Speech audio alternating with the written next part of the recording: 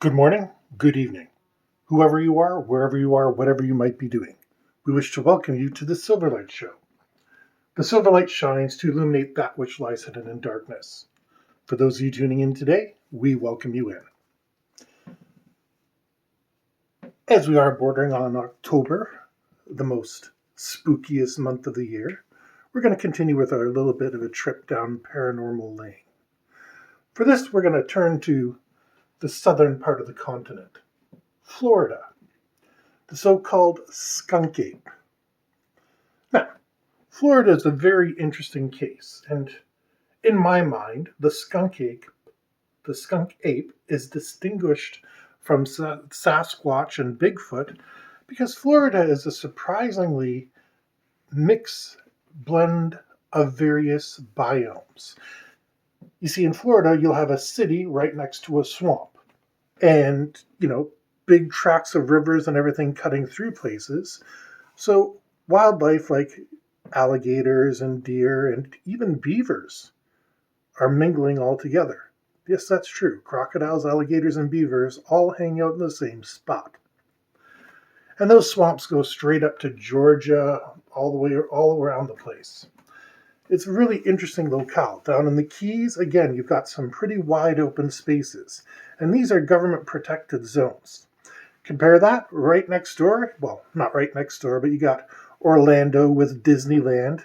You have Jacksonville. You have all those big, gigantic cities that have entertainment for miles.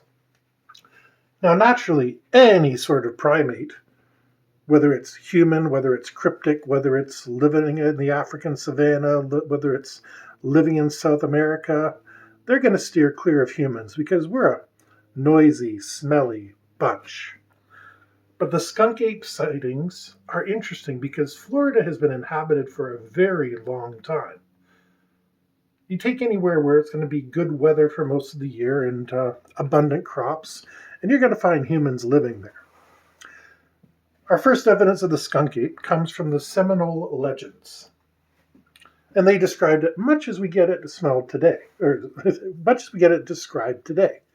And they describe it as a smelly creature that was also cannibalistic, which means it would eat humans.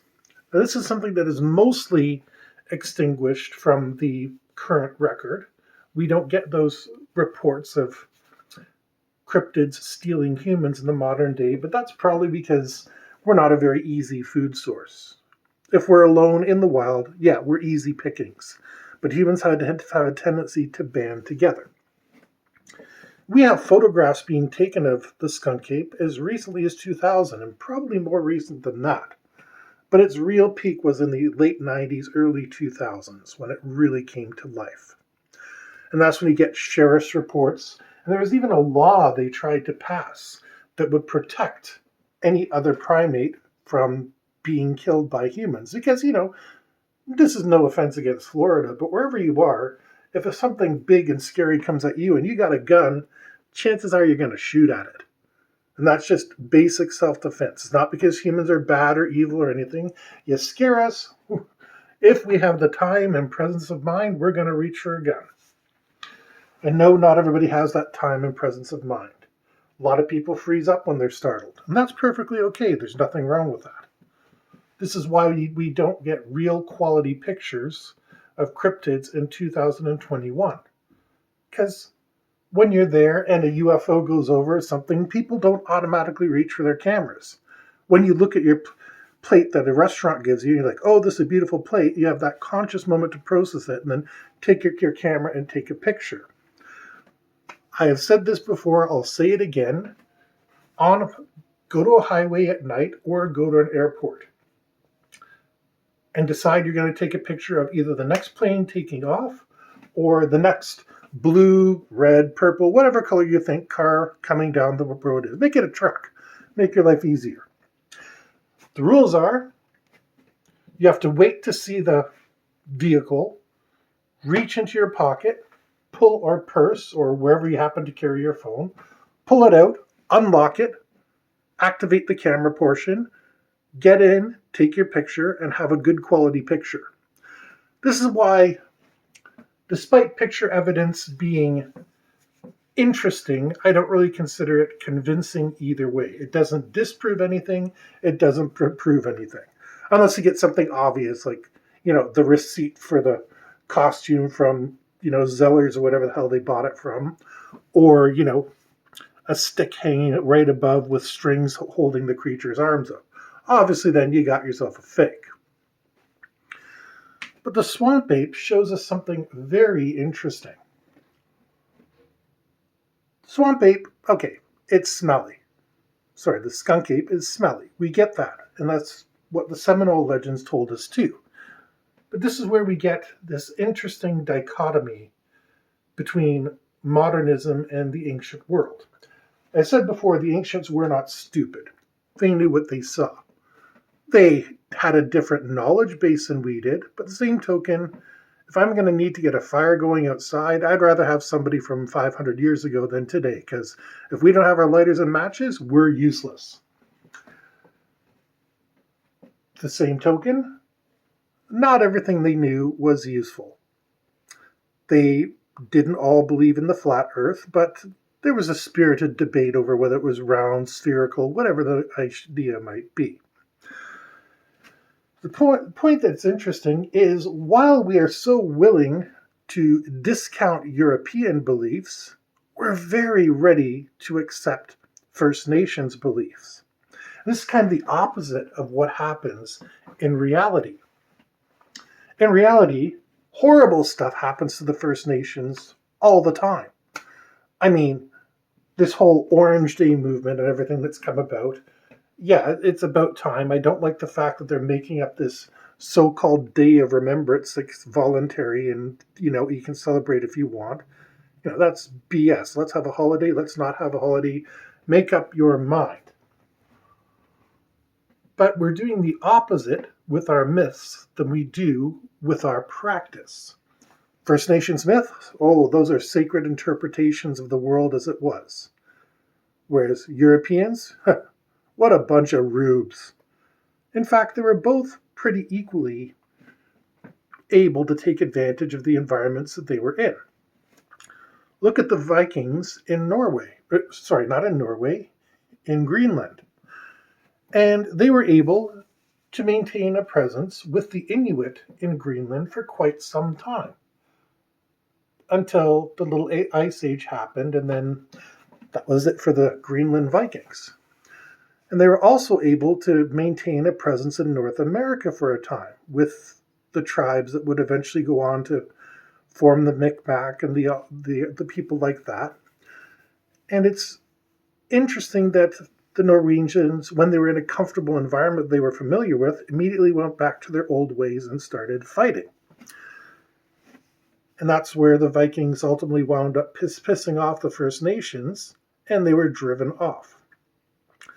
We didn't come back, well, at least for a couple hundred years, and probably another 500 years, till Christopher Columbus showed up with massive guns and steel and all the horrible things that he brought with him. But it was a straight one-on-one, spears and swords versus arrows and spears. The Vikings didn't quite do so well, which is amazing considering how many kingdoms they hacked their way through. So we can see that the actual tradition, when you equal things out, is pretty equal. So why are skunk apes so controversial? Is it just the lack of evidence? Well, it's not like there's not people looking for them. There's paranormal hunting groups, there's people that go out on expeditions all the time, but the swamps of Florida are particularly deadly. And not because of the crocodiles, not because of the various insects, but the mosquitoes are horrible. They carry all sorts of diseases. There's a microbe down there that if you so much as swim in the water, it can eat its way into your brain and kill you. So when we stack all this up, now, microbes are pretty general. They will go after a wide variety of creatures. They're not like viruses that only stick to like humans or cats or whatever it is. Microbes are pretty generalist. So even though I want to believe in a skunk ape, The sad fact is there just isn't a lot of evidence for it, because if they're in those swamps, they would have to have a way to counter those organisms. So either they have killer immune systems, or maybe they're just not going in the places that we go into. That sounds weird, but think about it. Even to this day in South America, there are tribes that know not to go past a certain area. It doesn't take a lot of intellect to do this. You leave signs and stuff like that that you and your people recognize to know this is the end of our territory. And skunk apes are supposed to be, cryptic hominids in general are supposed to be close to, on par with human intelligence. Maybe the same, maybe a little bit below, but apes do this sort of thing. Chimpanzees do this sort of thing. Why wouldn't skunk apes be able to do this sort of thing? And maybe they have a way of saying, don't drink this water. Drink the water vine instead. Get your water from other places. Perhaps skunk apes, if they do exist, have a means of survival we haven't even dreamt of. After all, it's a different technology base. They use sticks and stones, so far as we know. I doubt there's any truth to the rumors that they're the remnants of a highly advanced civilization, but you never know.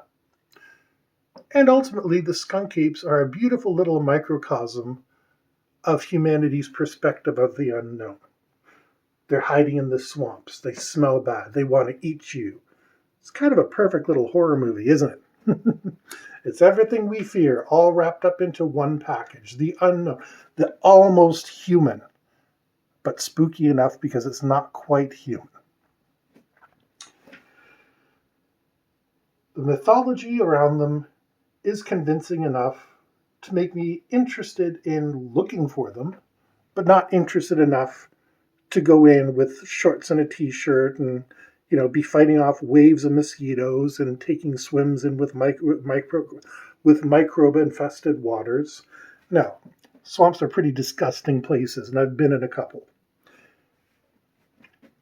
The skunk ape is welcome to live there if it has some sort of natural immunity to those horrible parasites and the mosquitoes.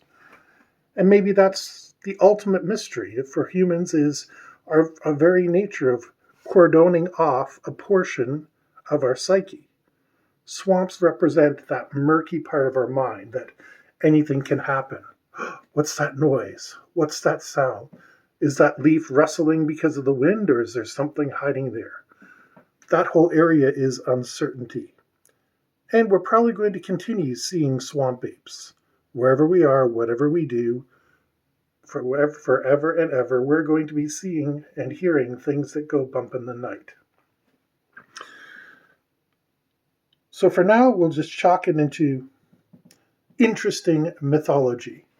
That doesn't mean we're going to ignore it. That doesn't mean we're going to hand wave all reports and say, they're hallucinating. No.